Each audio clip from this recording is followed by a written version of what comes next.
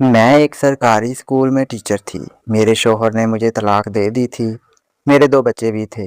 फिर मेरी दोस्ती एक वलीद नामी शख्स से हुई। कई साल हमारी बातचीत चलती रही। इसने मुझे शादी करने का बोला। मैंने घर अपने भाइयों से बात की। वो राजी हो गए। मैंने वलीद को बताया तो वो खुश हो गया। लेकिन जब वलीद ने अपने घर पर बात की कि मैं एक टीचर से मोहब्बत करता हूँ और वो 2 बच्चों की माँ है और तलाक याफ्ता औरत है, वलीद के वालिद ने उसे इनकार कर दिया।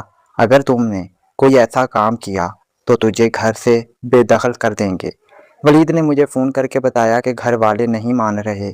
जो भी करना है हम दोनों को ही करना होगा।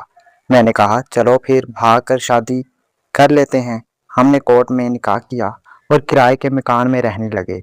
वलीद के घर वालों को अभी तक कुछ पता न था। वलीद घर पर भी टाइम देता और मुझे भी। कई कई दिन तो वलीद घर ना जाता। घर वाले वलीद से पूछते तो कहता काम बहुत ज़्यादा होता है, जिसकी वजह से मैं मसरूफ़ होता हूँ। ईद का मौका था। वलीद ने सोचा कि ये मौका अच्छा है, रिश्तेदारों के सामने बात करता हूँ। जब वलीद ने अपने बाप को बताया कि मैंने 2 बच्चों की माँ से निकाह कर लिया है तो इसके वालिद ने इसको घर से निकाल दिया। रिश्तेदारों ने समझाया कि जो होना था वो तो हो गया, अब इसको घर ले आओ।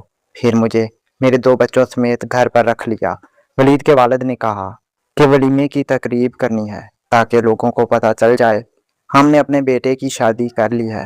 मेरे घर वाले भी और वलीद के घर वालों ने मिलकर कुछ रस्में की। ईद वाले दिन ही ये सब हुआ।